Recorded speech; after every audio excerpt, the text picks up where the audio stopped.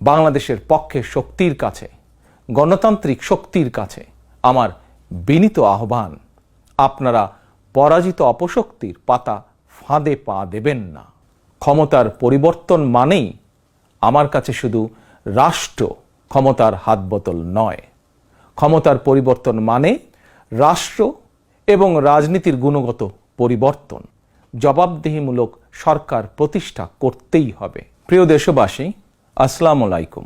গণহত্যাকারী হাসিনার পলায়নের মধ্যে দিয়ে 15 বছরের ফ্যাসিবাদী শাসনের অবসানের পথ উন্মুক্ত হয়েছে। তাই দেশে জবাবদিহিমূলক গণতন্ত্র প্রতিষ্ঠার এখনই শ্রেষ্ঠ সময়। লাঞ্ছিত, বঞ্চিত, অধিকারহারা মানুষ একটি স্বাধীন, নিরাপদ এবং মর্যাদাকর জীবনের প্রত্যাশায় উন্মুখ হয়ে রয়েছেন। জনপ্রত্যাশা পূরণের জন্য একটি নিরাপদ এবং মানবিক বাংলাদেশ গড়ার এখনই শ্রেষ্ঠ সময়। ফ্যাসিবাদী শাসনের অবসান ঘটিয়ে দেশের গণতন্ত্র, মানবাধিকার, ভোটের অধিকার প্রতিষ্ঠার জন্য গত 15 বছর ধরে গণতান্ত্রিকামী মানুষ আন্দোলন সংগ্রাম অব্যাহত রেখেছিলেন। এই সময় অসংখ্য মানুষ গুম হয়েছেন, অসংখ্য মানুষ হয়েছেন খুন, অপহৃত হয়েছেন বহু মানুষ, অনেকে চিরতরে হয়েছেন পঙ্গু। আন্দোলন সংগ্রামের ধারাবাহিকতায় শেষ পর্যন্ত ছাত্র জনতার ঐতিহাসিক গণ অভ্যুত্থানে গণহত্যাকারী হাসিনা দেশ ছেড়ে পালিয়ে যেতে বাধ্য হয়েছে। ঐতিহাসিক গণ অভ্যুত্থানের সাফল্য ও উদ্দেশ্য নস্যাৎ করে দিতে সুপরিকল্পিতভাবে চলছে ষড়যন্ত্র, এবং এই ষড়যন্ত্রের অংশ হিসাবেই একটি ধর্মীয় জনগোষ্ঠীর উপরে পরিকল্পিত হামলার ছক কষে দেশে একটি অস্থিতিশীলতার সৃষ্টির অপচেষ্টা চালানো হয়েছিল। তবে হাসিনা পতন আন্দোলনের পক্ষের শক্তি এবং অন্তর্বর্তী সরকারের সময়োচিত পদক্ষেপের কারণে বিতাড়িত অপশক্তির পরিস্থিতির অবনতি ঘটাতে ব্যর্থ হয়েছে। কিন্তু তারপরেও তাদের ষড়যন্ত্র থেমে নেই। কিন্তু গণ অভ্যুত্থানে চেতনা ও লক্ষ্য সুসংহত করতে হলে বিতাড়িত গণবিরোধী শক্তিকে আইনের মুখোমুখি করার পাশাপাশি জনগণের রাজনৈতিক এবং অর্থনৈতিক ক্ষমতায়ন অত্যন্ত জরুরি। জনগণের রাজনৈতিক ক্ষমতায়নের প্রধান হাতিয়ার হচ্ছে প্রতিটি নাগরিকের ভোট প্রয়োগের অধিকারকে নিশ্চিত করা যে কোনো মূল্যে। ক্ষমতার পরিবর্তন মানেই আমার কাছে শুধু রাষ্ট্র ক্ষমতার হাতবোতল নয়। ক্ষমতার পরিবর্তন মানে রাষ্ট্র এবং রাজনীতির গুণগত পরিবর্তন।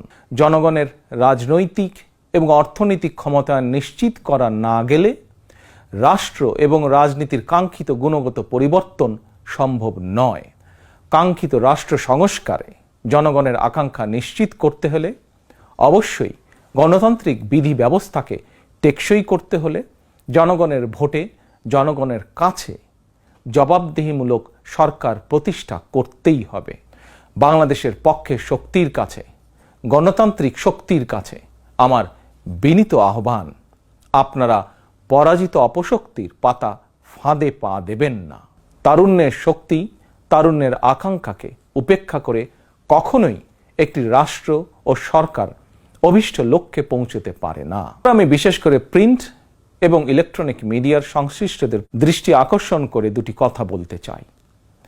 গণহত্যাকারী হাসিনা সারা দেশের সংবাদপত্রের স্বাধীনতা কেড়ে নিয়েছিল। সংবাদপত্রের স্বাধীনতা হরণকারী হাসিনা পালিয়েছে জনগণের অভ্যুত্থানে।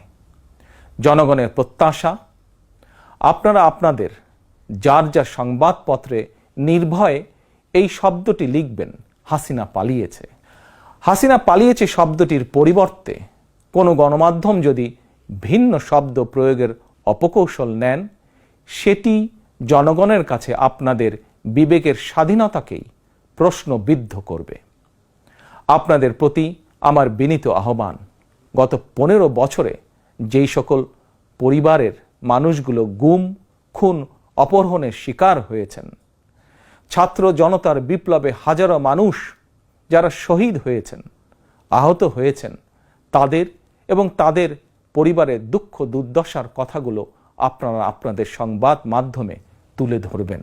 সাগররুনি হত্যা মামলার তদন্ত একযুগেও কেন শেষ হলো না, সেই প্রশ্ন আপনারা আপনাদের মাধ্যমে তুলে ধরবেন। জনগণ আপনাদের কাছ থেকে আয়নাঘর নিয়ে অনুসন্ধানী রিপোর্ট দেখতে চায়। হাসিনা দেশটাকে লুটেরার রাষ্ট্রে পরিণত করেছিল। জনগণ দুর্নীতির সেই সব চিত্র প্রতিদিন আপনাদের সংবাদপত্রে, গণমাধ্যমগুলোতে দেখতে চায়। গণহত্যাকারী খনি হাসিনা প্রতিবার কিভাবে জনগণের ভোটকে ডাকাতি করে নিয়ে গিয়েছিল, গণমাধ্যমে প্রতিদিন সেই সব চিত্র তুলে ধরে বিশেষ অনুষ্ঠান প্রচারের আহ্বান জানাই আপনাদেরকে। গণমাধ্যমে হাসিনার অপকর্ম ফ্রেমবন্দি থাকলে ভবিষ্যতে আর কেউ হাসিনার মতন ভোট ডাকাতি, গণহত্যায় লিপ্ত হতে সাহস করবে না, যা বাংলাদেশের ভবিষ্যৎ গণতন্ত্রের ভিতকে মজবুত করবে এবং ক্ষমতাসীনদেরকে স্বৈরাচারী আচরণ থেকে বিরত থাকতেও বাধ্য করবে।